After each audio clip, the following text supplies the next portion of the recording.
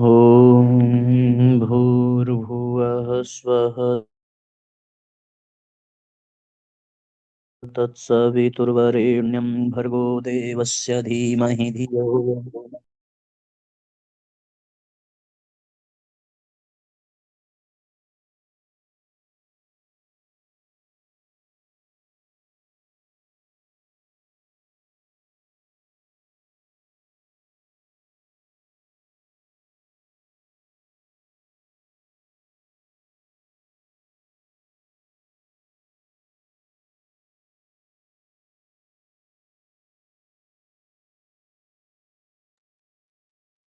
धियो यो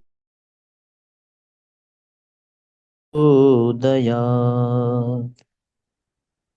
ॐ भूः तत्सवितुर्वरेण्यं भर्गो देवस्य धीमहि धियो यो नः प्रचोदयात्। ॐ योगपूर्णं तपोनिष्ठं वेदमूर्तिं यशस्विनं गौरवर्णं गुरुश्रेष्ठं भगवत्या सुशोभितं कारुण्यामृतं सागरं शिष्यभक्तादिसेवितं श्रीरामं सद्गुरुं ध्यायेत् तमाचार्यवरं प्रभुं तमाचार्यवरं प्रभुम्। ॐ सद्गुरुचरणकमलेभ्यो नमः। वन्दे भगवतीं देवीं श्रीरामञ्च जगद्गुरुं पादपद्मे तयोः श्रुत्वा प्रणमामि मुहुर्मुहुः। परम पूज्य गुरुदेव परम धनिया माता जी के दिव्य संरक्षण में विराजमान ऑनलाइन दैनिक स्वाध्याय के आज के सत्र में आप सभी आत्मीय बंधुओं का बहुत बहुत स्वागत अभिनंदन है। साथियों, आइए भावपूर्वक आज के सत्र का हम सभी शुभारंभ करते हैं। आज का पहला अध्याय है शैक्षणिक तकनीकों पर शोध। साथियों, आज का वीडियो आपको रिकॉर्डेड मिल रहा है और रिकॉर्डेड वीडियो ही प्रीमियर किया जा रहा है। लाइव स्वाध्याय आज नहीं हो रहा है। शीघ्रता पूर्वक आप सब लोग अधिक से अधिक शेयर जरूर कर दें और लाइक भी जरूर कर दें। शैक्षणिक तकनीकों पर शोध, ये आज का विषय है। मनुष्य जीवन में सीखने की क्षमता उसकी सफलता और सार्थकता का महत्वपूर्ण घटक है। सीखने की प्रवृत्ति यदि विकसित हो तो व्यक्ति अपने जीवन में आसपास कहीं से भी कुछ न कुछ सीख सकता है। मानवीय शिक्षा का महत्वपूर्ण आधार भी यही प्रवृत्ति है, जो शैक्षणिक उद्देश्यों को पूरा करने में महत्वपूर्ण भूमिका निभाती है। शिक्षा जगत में सीखने की प्रवृत्ति को लेकर अनेक तरह की अवधारणाओं, सिद्धांतों और तकनीकों पर सदा से चिंतन होता रहा है। इन सभी में सीखने की प्रवृत्ति के मूल कारकों, प्रभावों, सकारात्मक एवं नकारात्मक पहलुओं व विकसित करने वाली प्रतिक्रियाओं को सम्मिलित कर शिक्षा के उद्देश्यों को व्यापक बनाने का प्रयास सदैव गतिशील रहा है। सामान्यतया सीखने की प्रवृत्ति व्यक्ति में जन्मजात होती है। वह अपने अनुभवों, क्षमताओं, दृष्टिकोण, रुचि, सफलता, असफलता, परिवेश, पर्यावरण आदि अनेक पहलुओं से सीखता है और सीखे गए अनुभवों का अपनी सफलता के लिए उपयोग कर पाता है। परंतु विद्यार्थी जीवन में सीखने की प्रवृत्ति का एक विशेष लक्ष्य होता है। शिक्षा में उपलब्धि और व्यक्तित्व में समग्रता का विकास हो।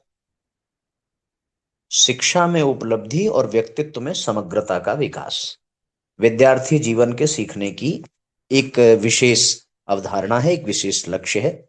अनुभव, क्षमता, दृष्टिकोण, रुचि, सफलता, असफलता, परिवेश, पर्यावरण, हर चीजों से व्यक्ति सीखता ही है, अनुभवों से भी सीखता है। लेकिन विद्यार्थी के जीवन में सीखने का एक दूसरा लक्ष्य होता है।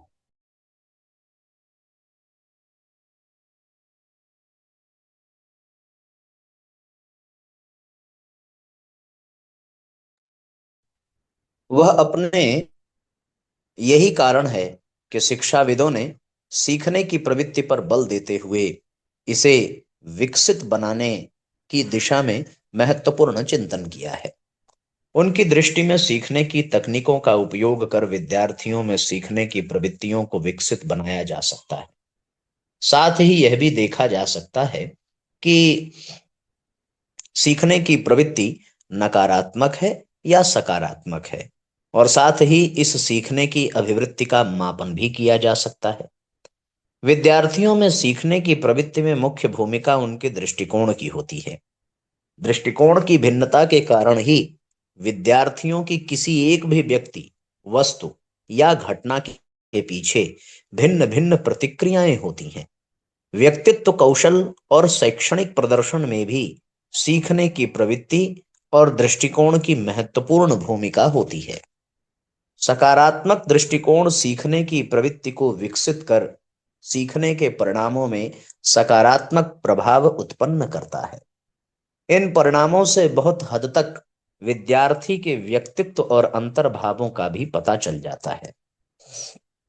परंतु इसका दूसरा पहलू यह भी है कि अंतर्भावों का भीतर की इच्छाओं का प्रभाव दृष्टिकोण पर भी पड़ता है, और इससे सीखने की प्रवृत्ति स्वाभाविक रूप से परिवर्तित हो जाती है। अतः सीखने के दृष्टिकोण से संबंधित इन सभी कारकों को ध्यान में रखकर ही सीखने के नियमों, सिद्धांतों आदि का निर्माण किया जाता है। तो साथियों, यहाँ पर बहुत महत्वपूर्ण चिंतन दिया गया है कि विद्यार्थियों में सीखने की प्रवृत्ति की मुख्य भूमिका उनके दृष्टिकोण पर निर्भर करती है। हर व्यक्ति के दृष्टिकोण में अलग अलग अंतर होता है। विद्यार्थियों की भी किसी एक भी व्यक्ति, वस्तु या घटना के पीछे अलग अलग दृष्टिकोण, अलग अलग प्रतिक्रियाएं, अलग अलग चिंतन हो सकते हैं। व्यक्तित्व कौशल, शैक्षणिक प्रदर्शन में भी सीखने की प्रवृत्ति और दृष्टिकोण का महत्वपूर्ण क्रम है।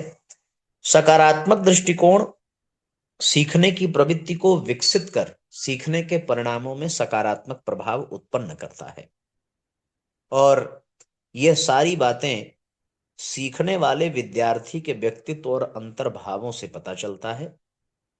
लेकिन इसका एक दूसरा पक्ष भी ये है साथियों कि अंतर्भाव और भीतर की इच्छा का प्रभाव दृष्टिकोण पर भी पड़ता है। इससे स्वभावतः सीखने की प्रवृत्ति में परिवर्तन होता है। अतः सीखने के लिए दृष्टिकोण से संबंधित जितनी भी चीजें हैं उनका विशेष ध्यान रखने की आवश्यकता है। वो दृष्टिकोण से संबंधित चीजें हैं जो दृष्टिकोण को बदलती हैं। वो है साथियों अपने अंदर के भाव, अपना सकारात्मक चिंतन, अपने इच्छाएं, ये सब सीखने के दृष्टिकोण को बदलने वाले हैं। सीखने के अंतः बाह्य सभी कारणों को आधार बनाकर ही विद्यार्थी के सीखने के प्रति दृष्टिकोण की ज्ञानात्मक, भावनात्मक एवं व्यावहारिक पहलुओं की व्याख्या, विवेचना करना संभव हो पाता है। इसी को ध्यान में रखकर ही विद्यार्थी की शिक्षण प्रक्रिया में उसके सीखने के दृष्टिकोण को संशोधित या परिवर्तित करने के लिए अनेक प्रकार के रणनीतियों एवं तकनीकों का उपयोग किया जाता है। जैसे सकारात्मक सुदृढ़ीकरण तकनीक, उपेक्षा तकनीक, मॉडलिंग तकनीक, दंड तकनीक, टाइम आउट तकनीक, आकार देने की तकनीक आदि। इन तकनीकों की सहायता से विद्यार्थियों में सीखने के दृष्टिकोण में आवश्यक परिवर्तन कर उनके शैक्षणिक स्तर एवं व्यक्तित्व विकास की प्रक्रिया में गुणवत्ता उत्पन्न करना संभव हो पाता है।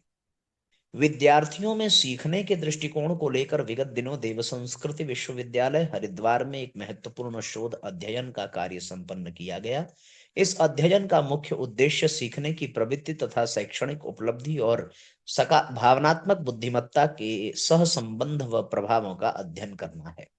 यह अध्ययन विश्वविद्यालय के शिक्षा शास्त्र विभाग के अंतर्गत वर्ष 2021 में शोधार्थी रिम्पी द्वारा श्रद्धेय कुलाधिपति डॉक्टर प्रणव पंड्या जी के विशेष संरक्षण एवं डॉक्टर ममता अरोरा के निर्देशन में पूर्ण किया गया।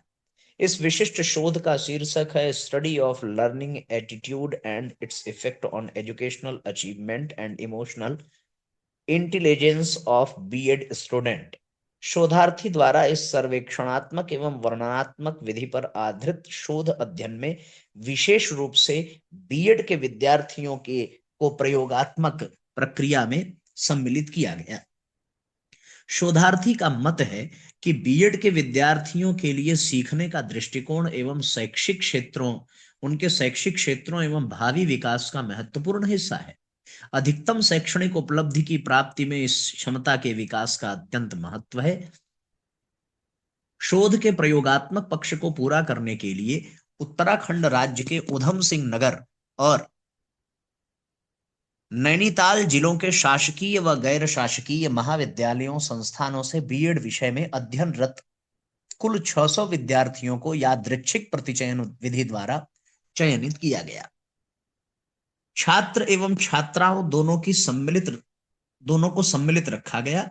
नैनीताल एवं उधम सिंह नगर के कुल 16 शिक्षण संस्थानों से इन विद्यार्थियों का चयन किया गया और शोधार्थी द्वारा सभी को इस विशिष्ट शोध अध्ययन से संबंधित आवश्यक जानकारी प्रदान की गई।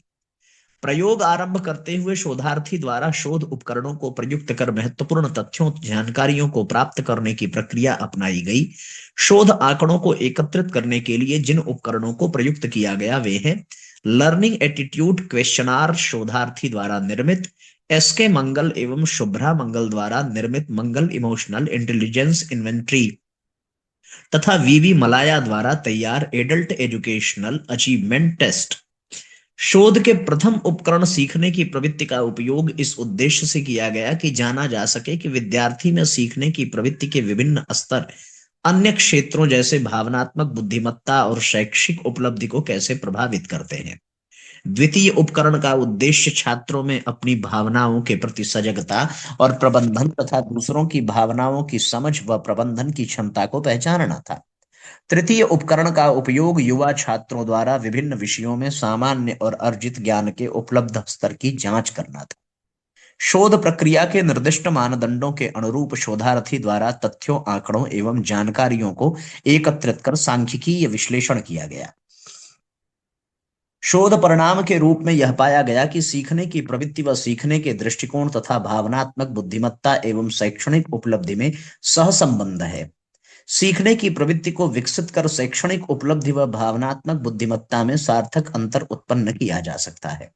इसमें शिक्षण की प्रक्रिया, स्थान व संस्थानों की भी महत्वपूर्ण भूमिका रहती है। शोधार्थी द्वारा अपने इस विशिष्ट शोध अध्ययन के परिणामों व निष्कर्षों के आधार पर शोध के महत्वपूर्ण एवं व्यावहारिक पक्ष प्रस्तुत किए हैं। जैसे बीएड विषय के शिक्षक प्रशिक्षकों को ऐसे शैक्षणिक व्यवस्था करनी चाहिए जिससे प्रत्येक विद्यार्थी को उत्तम शिक्षा और उच्च उपलब्धि प्राप्त करने में सहायता मिलती हो।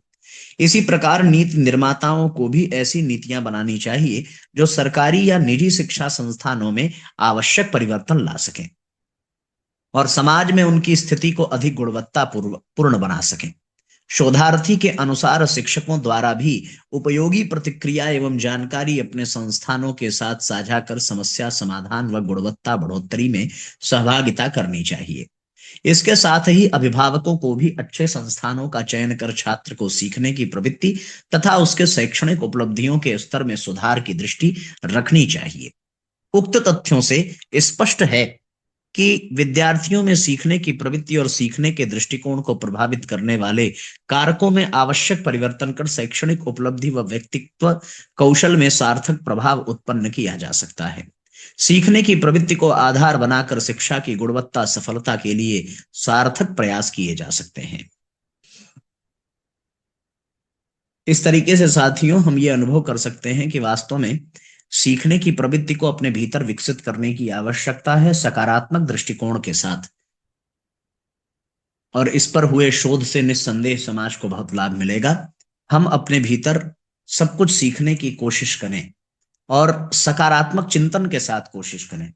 प्रायः व्यक्ति दूसरों को दबाने के लिए, दूसरों को पछाड़ने के लिए कुछ सीखना चाहता है, पर हम जो कुछ भी सीखें उसमें सेवा का भाव जुड़ा हो, सकारात्मक चिंतन का भाव जुड़ा हो। उससे हम अपना भी उस ज्ञान से कल्याण करें और समाज को भी उस ज्ञान का लाभ मिले। इस प्रकार से अगर इस दृष्टिकोण से कोई भी चीज सीखी जाए तो निस्संदेह वो बहुत ही कल्याणकारी होगी। महाकवि माघ प्रसिद्ध कवि होने के अतिरिक्त एक उदार चेता महामानव भी थे। उनके साथ उनके परिवार के हर सदस्य के अंदर भी उदारता की यह भावना कूट कूट कर भरी हुई थी।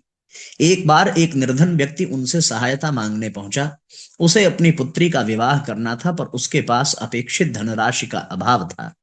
उसकी व्यथा सुनकर माघ चिंतित हो गए, क्योंकि उनके पास भी इतना धन न था जिससे वे उस व्यक्ति की सहायता कर पाते। माघ को चिंतातुर देखकर उनकी मां ने अपने कान के कुंडल उतारकर उनके हाथ पर रख दिए, ताकि उनका उपयोग कर माघ उस व्यक्ति की आर्थिक सहायता कर सकें। माघ उन कुंडलों को अपने हाथ में ले पाते, तब तक उनकी पत्नी ने भी अपने हाथ के कड़े उतारकर माघ के हाथों में रख दिए और बोली, मां के कुंडल इतने बड़े कार्य के लिए पर्याप्त न होंगे, आप मेरे कड़े भी ले लें। घर आया निर्धन व्यक्ति माघ व उनके परिवार की उदारता के आगे नतमस्तक हो गया।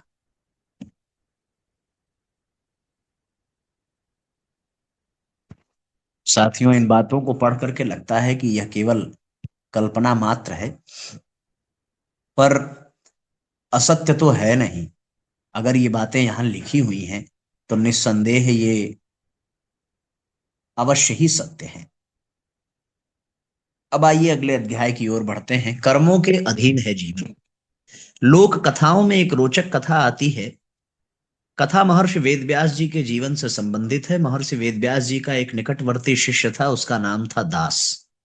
वह उनकी अहर्निश सेवा करता। वेदव्यास का भी दास के प्रति अत्यंत प्रीति व अनुराग था। एक दिन दास के मन में विचार उठा कि मेरे गुरु तो सर्वज्ञ हैं, उनसे यह जानने का प्रयत्न करना चाहिए कि मेरी आयु कितनी है। दास ने यह प्रश्न महर्षि से पूछा। महर्षि बोले, वत्स, आयु कर्म के अधीन है। जब तक कर्म है आयु है। इस विषय पर ज्यादा विचार न करते हुए उसे परमात्मा के हाथ में ही छोड़ देना चाहिए। जब उनका आदेश होगा तब यह पार्थिव शरीर त्याग देना। परंतु दास के मन में कौतूहल बना रहा। कुछ समय बाद उसने पुनः महर्षि के सम्मुख अपनी जिज्ञासा रखी। उसके बार बार पूछने पर व्यास जी बोले, पुत्र, मैं इस संदर्भ में ज्ञान नहीं रखता, इसका उत्तर यमराज से पूछना पड़ेगा। व्यास जी दास को लेकर यमराज से मिलने पहुंचे। यमराज ने महर्षि का सत्कार पूर्वक स्वागत किया। महर्षि व्यास ने अपने शिष्य की जिज्ञासा उनके सम्मुख रखी। यमराज बोले, ऋषिवर, मैं तो संपूर्ण व्यवस्था रखता हूँ, मृत्यु का हिसाब तो मृत्युदेव रखते हैं। ऐसा कहने के उपरांत यमराज महर्षि व्यास व दास को लेकर मृत्युदेव के पास पहुंचे। मृत्युदेव ने कहा, महर्षि, मुझे तो मात्र जीवात्माओं को समय पूर्ण होने पर पकड़कर लाने का अधिकार है। आयु लिखने का कार्य विधाता करते हैं। सब मिलकर विधाता के पास पहुंचे। उनसे पूछा, विधाता, आपने दास के माथे पर कितनी आयु लिखी है? विधाता विस्मय पूर्वक बोले, महर्षि, यह आपका शिष्य है। मुझे लगा कि इसके शरीर छोड़ने पर आपको कष्ट होगा, तो मैंने इसके माथे पर यह लिख दिया था कि जिस दिन आप दास, यमराज व मृत्युदेव मिलकर मुझसे मिलने आएंगे, उस घड़ी इसके प्राण निकल जाएंगे। मैंने सोचा था कि ऐसा शायद ही कभी हो, पर आज ऐसा भी हो गया। मनुष्य की आयु कर्मों के वश में आकर होती है, और कर्म समय आने पर अपने अनुकूल व्यवस्था भी बना ही लेते हैं। ले भैया, क्या ही कहा जाए। जैसी स्थिति बनी कि उनके प्राण ही चले गए। इसलिए अपने आप को कर्म के अधीन करिए।